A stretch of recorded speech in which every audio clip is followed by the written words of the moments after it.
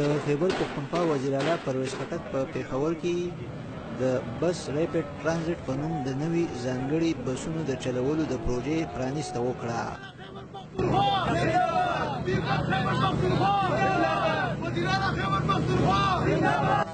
د ترانسپورټ صوبایي وزیر شاه محمد وزیر وایي دا پروژه به په شپږو میاشتو کې سرته رسي او دې لپاره د آسیایي ترقیاتي بانک نه څه د پاسه 140 اربه روپۍ قرضه هم اخیستل شوې ده.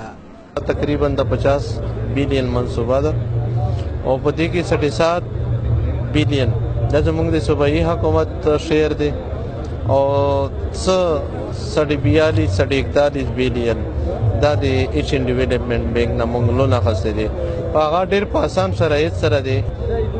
26 کیلومتر روډ چې دی هغه مین کوریډور دی د چمکنونه د حیات آباد پورې چې هغه موږ په 3 فیزه کې تقسیم کړی دی، فیز 1 فیز 2 او فیز 3 او هغې سره 68 کیلومتر فیډر روډز دي، 7 فیډر روډز چې هغه هم شامل دي.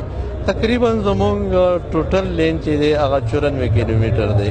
شاه محمد وزیر د پېښور بس د نوي پروژې د جزئیاتو په اړه زیاتوي. او په دې کې زموږ 32 سټیشن دي او 150 بس سټاپ دي او 300 بسونه چې په هغه کې 90 بسونه زموږ 18 میټر دي او 210 بسونه زموږ 12 میټر دي چې هغه په فیډر روډز باندې وي. 18 میټر په مین کوریډور وي او چې کوم 12 میټر دی هغه په فیډر روډز باندې وي. پشاور کی تاریخ کا سب سے بڑا میگا پروجیکٹ آج شروع ہونے جا رہا ہے.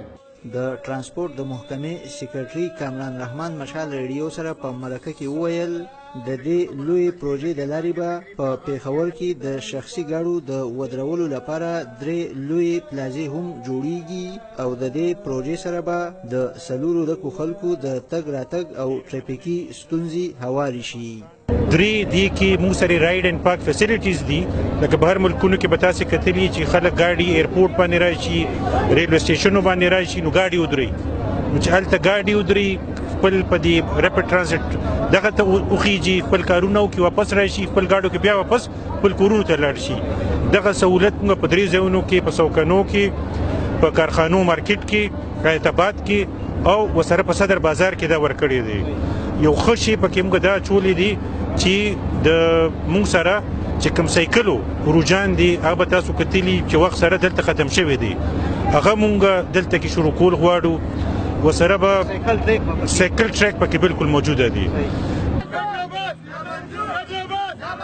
د دې پروژې د پرانیستلو پر مهال د پېښور د زړو بسونو ترانسپورټرانو په یو احتجاجي مظاهرې کې وویل چې د دې پروژې سره به په پېښور کې د ترانسپورټ سره تړلي 100,000 خلک بېروزګاره شي او صوبایي حکومت دې د هغوی لپاره د روزګار متبادل بندوبست وکړي. دا لارو مادي روپۍ بندې کړي دي، اخر څه کې دا ډریوران کلنډران به څه کوي، اخره دوی به څه خوري، خاورې به خوري. پوه شي دوی نه عمران خان نه روزګار ورکړو نه کاروبار ورکړو، الټه دی خپل روزګار هلي او خپله ډریوري هلي. نو دا ډېر زیاتی کوي موږ سره. موږ ډېر غریب خلک یو، پوه شي ډېر عاجزه خلک یو. انہوں نے ہڑتال کی ہے، ہم نے ان کے لیے پیسہ رکھا ہے کہ ہم ان کو کمپنسیٹ کریں گے، ان کو بالکل بے روزگاری سے بچائیں گے.